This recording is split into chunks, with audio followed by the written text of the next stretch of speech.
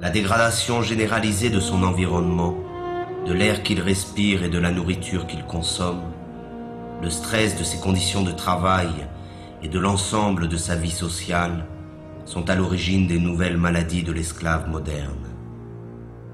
Il est malade de sa condition servile et aucune médecine ne pourra jamais remédier à ce mal. Seule la libération la plus complète de la condition dans laquelle il se trouve enfermé peut permettre à l'esclave moderne de se libérer de ses souffrances.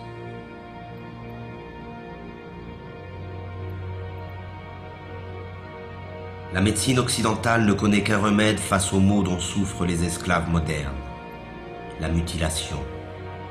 C'est à base de chirurgie, d'antibiotiques ou de chimiothérapie que l'on traite les patients de la médecine marchande. On s'attaque aux conséquences du mal sans jamais en chercher la cause. Cela se comprend autant que cela s'explique. Cette recherche nous conduirait inévitablement vers une condamnation sans appel de l'organisation sociale dans son ensemble. De même qu'il a transformé tous les détails de notre monde en simples marchandises, le système présent a fait de notre corps une marchandise, un objet d'étude et d'expérience livré aux apprentis sorciers de la médecine marchande et de la biologie moléculaire. Et les maîtres du monde sont déjà prêts à breveter le vivant. Le séquençage complet de l'ADN du génome humain est le point de départ d'une nouvelle stratégie mise en place par le pouvoir. Le décodage génétique n'a d'autre but que d'amplifier considérablement les formes de domination et de contrôle. Notre corps, lui aussi, après tant d'autres choses, nous a échappé.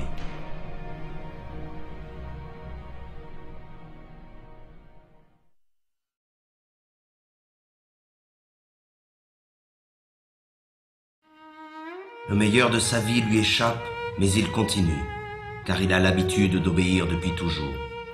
L'obéissance est devenue sa seconde nature. Il obéit sans savoir pourquoi, simplement parce qu'il sait qu'il doit obéir.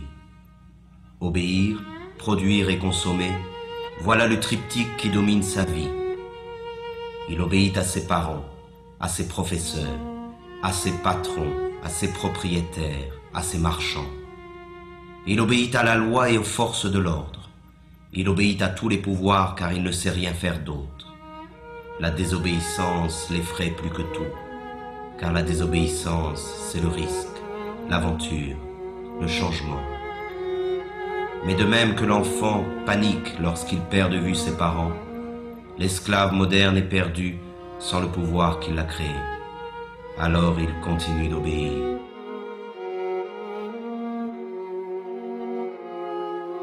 C'est la peur qui a fait de nous des esclaves et qui nous maintient dans cette condition. Nous nous courbons devant les maîtres du monde et leur police. Nous acceptons cette vie d'humiliation et de misère par crainte. Nous disposons pourtant de la force du nombre face à cette minorité qui gouverne. Leur force à eux, ils ne la retirent pas de leur police, mais bien de notre consentement. Nous justifions notre lâcheté devant l'affrontement légitime contre les forces qui nous oppriment par un discours plein d'humanisme moralisateur.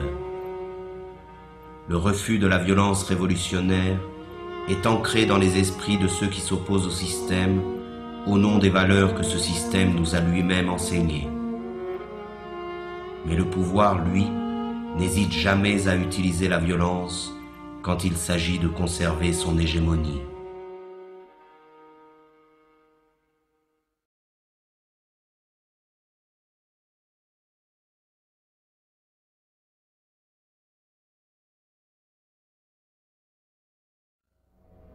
Pourtant, il y a encore des individus qui échappent au contrôle des consciences, mais ils sont sous surveillance. Toute forme de rébellion ou de résistance est de fait assimilée à une activité déviante ou terroriste.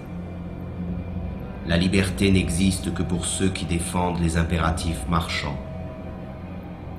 L'opposition réelle au système dominant est désormais totalement clandestine. Pour ses opposants, la répression est la règle en usage. Et le silence de la majorité des esclaves face à cette répression trouve sa justification dans l'aspiration médiatique et politique à nier le conflit qui existe dans la société réelle.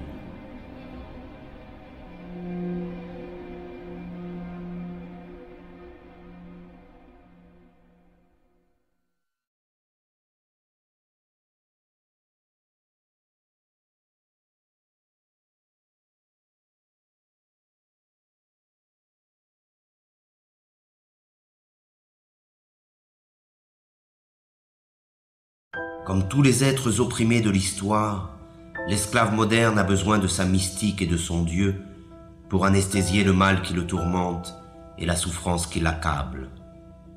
Mais ce nouveau Dieu, auquel il a livré son âme, n'est rien d'autre que le néant, un bout de papier, un numéro qui n'a de sens que parce que tout le monde a décidé de lui en donner.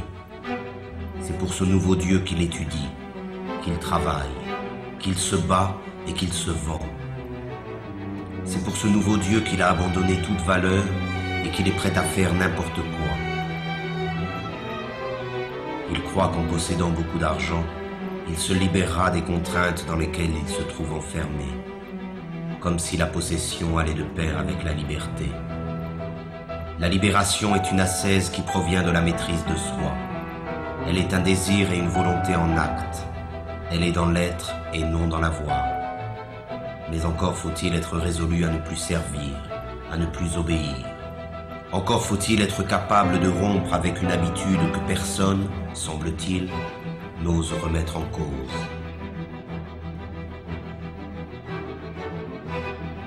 Or, l'esclave moderne est persuadé qu'il n'existe pas d'autre alternative à l'organisation du monde présent.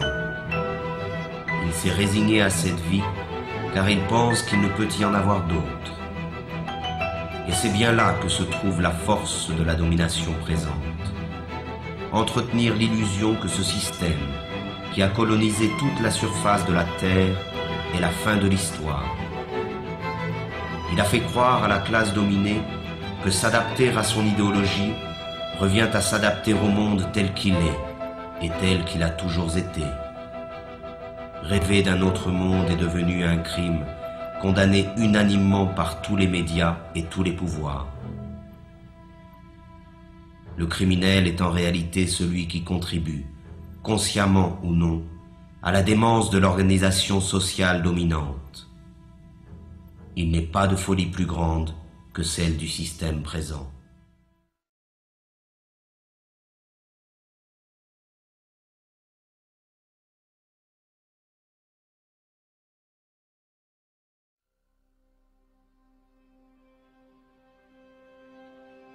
Devant la désolation du monde réel, il s'agit pour le système de coloniser l'ensemble de la conscience des esclaves. C'est ainsi que dans le système dominant, les forces de répression laissent progressivement place à la dissuasion, qui dès la plus petite enfance accomplit son œuvre de formation des esclaves. Ils doivent oublier leurs conditions serviles, leur prison et leur vie misérable. Il suffit de voir cette foule hypnotique connectée devant tous les écrans qui accompagnent leur vie quotidienne.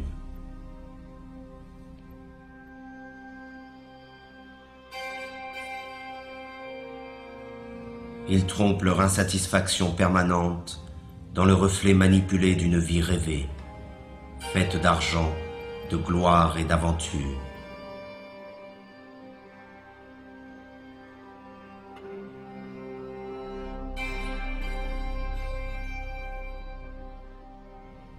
Mais leurs rêves sont tout aussi affligeants que leur vie misérable.